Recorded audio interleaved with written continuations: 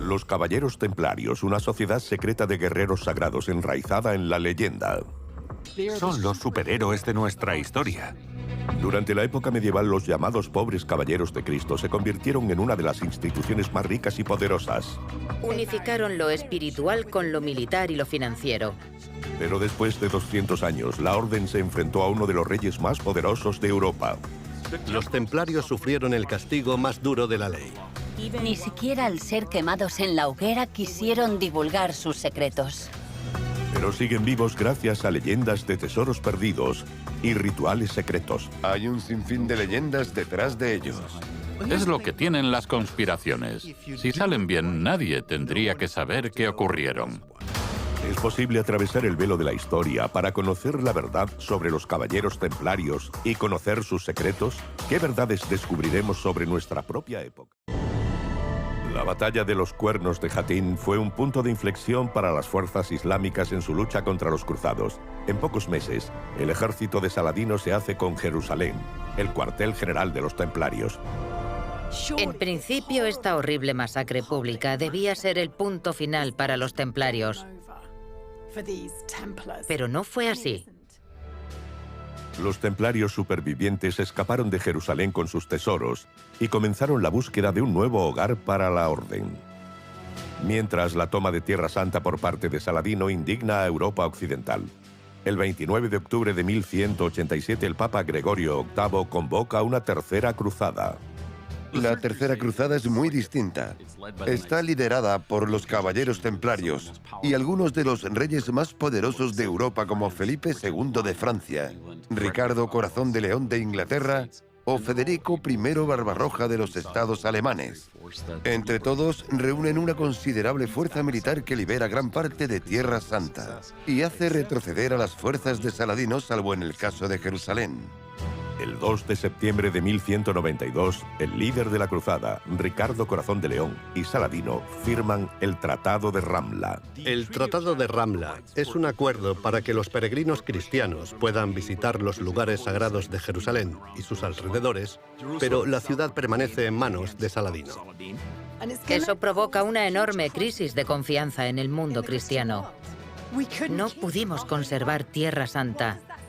¿Qué dice eso de nosotros? ¿Y esos templarios que garantizaron que la protegerían? Tras la Tercera Cruzada, los templarios cambian su enfoque. Aunque han perdido Jerusalén, todavía tienen muchas posesiones en Tierra Santa y Europa Occidental. En Europa, las posesiones de los templarios alcanzan nuevas cotas cuando se hacen con la isla de Chipre en 1244.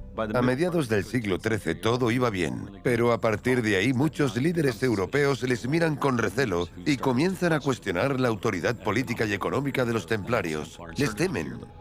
Mientras crecía la fortuna de los templarios en Occidente, en Oriente Próximo la lucha continuaba.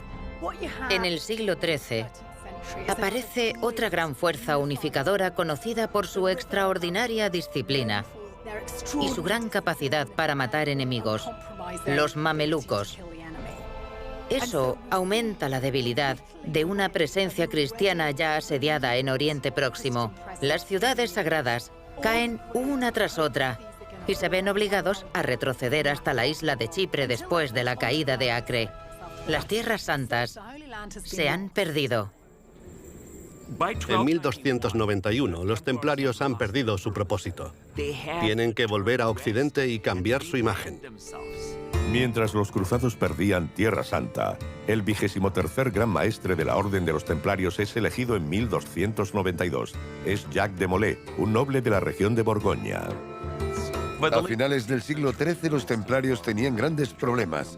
Su número y su influencia estaban disminuyendo como consecuencia de la pérdida de entusiasmo por las cruzadas. Sin embargo, seguían siendo sólidos financieramente. La Orden era propietaria de casas y negocios y dirigía un vasto imperio bancario por toda Europa. También se hacían cargo de deuda de gente poderosa, gente a la que no le gustaba deber dinero a los templarios. Habían prestado dinero a ciertas figuras poderosas que no se fiaban de los templarios. Uno de ellos es Felipe el Justo, Felipe IV de Francia. Felipe el Justo no se llamaba el Justo porque fuera ecuánime o especialmente honesto. Era guapo, o así lo creía. En realidad fue uno de los reyes más conniventes, desagradables y casi psicópatas que Europa ha tenido el disgusto de acoger. No tiene riquezas porque se las ha gastado en guerras en sus fronteras del sur. Por eso necesita dinero en efectivo. Había una pequeña pero bastante rica comunidad judía en Francia, y lo que hizo fue ordenar detenerlos, expulsarlos y confiscar todos sus bienes, propiedades y dinero.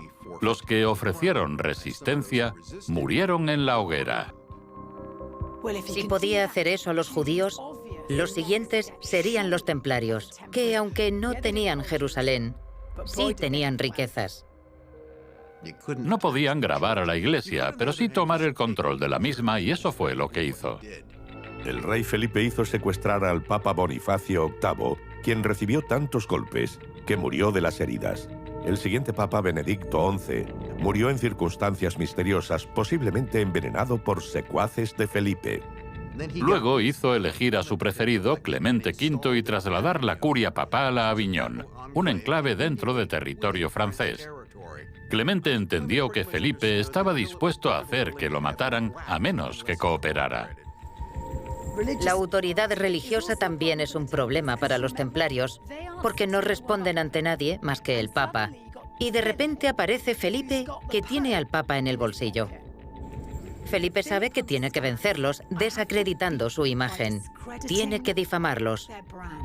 ¿Qué ha pasado con aquellos piadosos caballeros? ¿Eran herejes? ¿Fueron sodomizados? ¿Acaso son homosexuales? Dios no lo quiera. En 1306, mientras el gran maestro Jacques de Molay buscaba apoyos financieros y militares para una nueva cruzada, Felipe lanzaba una operación para hacer que detuvieran a decenas de templarios por toda Francia. La excusa de Felipe para la detención de los templarios fue una violación de la inmunidad que les fue garantizada por el Papa. El mismo Clemente V estaba indignado por las acciones de Felipe. Son perseguidos, hechos prisioneros y encerrados, luego torturados hasta que confiesan una serie de actos que probablemente no cometieron. La excusa para la tortura es que están ocultando información. Si quiebran su resistencia, dirán cualquier cosa que quieran saber. Pero en realidad, dicen cualquier cosa para detener la tortura. De esa forma, consiguen que cuenten todo lo que les interesa.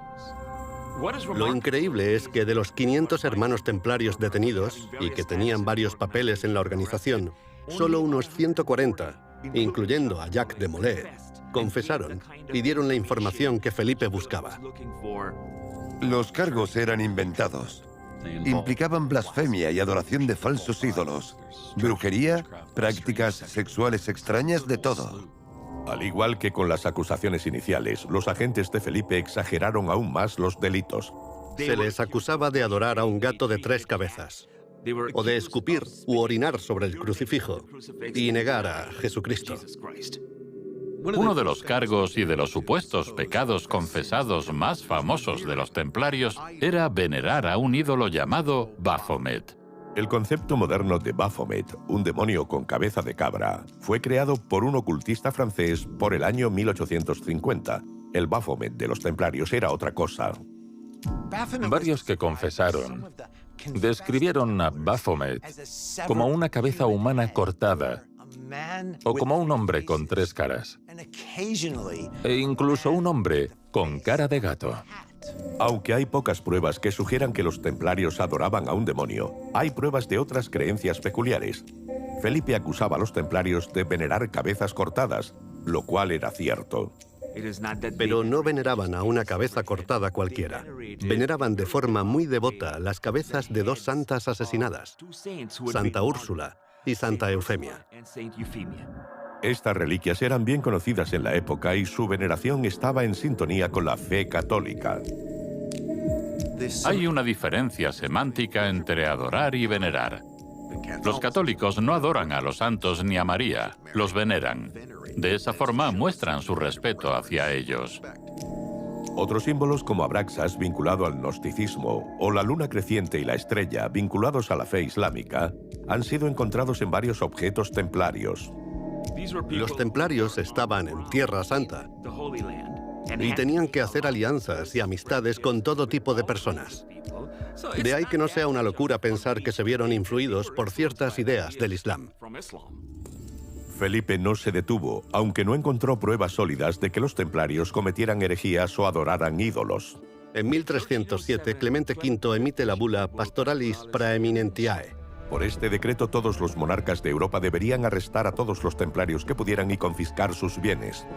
Cientos o miles de miembros de los templarios fueron acorralados y muchos torturados y ejecutados. Mediante este proceso, Felipe y luego otros gobernantes obtuvieron mucho poder, despojándoles de sus tierras y su dinero y destruyendo su sistema financiero.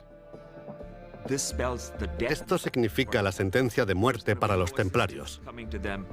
No tendrán ayuda alguna desde el papado porque la estrategia de Felipe ha dado resultado y ha logrado despertar a unas masas que ahora exigen que esos herejes blasfemos sean procesados. En 1308 sucede algo curioso. El Papa Clemente comienza a interrogar en persona a numerosos caballeros templarios. En 2001 se halló un documento que arrojaba luz sobre los pensamientos del Papa Clemente V sobre el asunto. Este pergamino de 1308 muestra que Clemente pensaba que hacían cosas raras y que estaban involucrados en prácticas irregulares, pero no creía que fueran unos blasfemos. Pero nada de esto le importa al rey Felipe. A pesar de los esfuerzos de Clemente, 54 templarios fueron declarados culpables de blasfemia y herejía y murieron quemados en la hoguera en Francia. Pero ni siquiera en la hoguera revelaron sus secretos. Era un nivel de compromiso extremo que rara vez se ve en los diversos tipos de sociedades secretas a lo largo de la historia. En 1311, Felipe presiona a Clemente para que la Iglesia condene oficialmente a los templarios por herejía y disuelva la orden. Aunque todavía no está convencido de su culpabilidad, el Papa suprime finalmente la orden en 1312. Felipe intenta exigir una confesión pública del Gran Maestre de Molé. No sabemos con certeza si de Molé confesó algo en privado, pero sabemos que no lo hizo en público. Felipe parecía pensar que si podía mantener a de Molé y a otros líderes en prisión el tiempo suficiente, soltarían el dinero. Pero cuando de Molé se retractó de su confesión anterior en 1312, firmó su sentencia de muerte. Era algo que de Molé esperaba, convirtiéndose voluntariamente en mártir. El 11 de marzo de 1314, el último gran maestre de la Orden de los Caballeros Templarios fue quemado en la hoguera en París. En aquel momento, algunas fuentes afirman que se mantuvo tranquilo, callado y con gran dignidad, mientras las llamas lo devoraban. Otras fuentes más controvertidas afirman que de Molé maldijo al rey Felipe y a Clemente V. Esa historia continúa hasta la Revolución Francesa y cuando la cabeza de Luis XVI cae de la guillotina, dicen que un desconocido dijo: «Jacques de Molé, fuiste vengado». Un mes después de la ejecución, el Papa Clemente V, de 50 años, moriría inesperadamente por causas naturales. Algunas fuentes contemporáneas afirman que la iglesia en la que se encontraba el cuerpo de Clemente fue alcanzada por un rayo y ¡bam!, ardió en llamas. ¿Fue la venganza de los templarios? Clemente no sería el único de los enemigos de Molé que encontraría un final brusco. En noviembre de 1314, Felipe el Justo muere inexplicablemente de un infarto cuando estaba cazando. Algo chocante por ser relativamente joven con 46 años y porque gozaba de mucha salud. Ya sea por maldición o por mala suerte, Felipe y Clemente, las dos personas responsables de la destrucción de los templarios, ya no existían. En cuanto a los templarios en sí, la orden siguió existiendo de distintas formas, tanto en la historia documentada como en la leyenda. Solo ejecutaron a algunas decenas y los cargos se retiraron. Pero la gente, el dinero y los vínculos entre ellos seguían ahí. ¿Qué pasó con todo eso? Hay muchas teorías sobre los templarios, algunas plausibles y otras totalmente ridículas.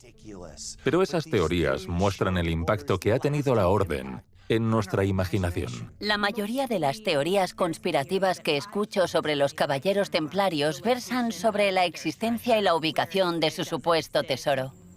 Cuenta la leyenda que los templarios tenían 18 barcos en el puerto francés de La Rochelle. Al saber de su inminente arresto, cargaron en los barcos documentos, tesoros y otros objetos de gran importancia. Pero hay pocas pruebas que sugieran que en 1307 huyera de Francia una flota templaria cargada de tesoros. El único registro de naves templarias en La Rochelle no es nada parecido a una flota.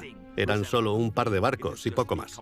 Si hubiera existido una flota templaria en La Rochelle llena de tesoros, Felipe se habría asegurado de evitar su huida.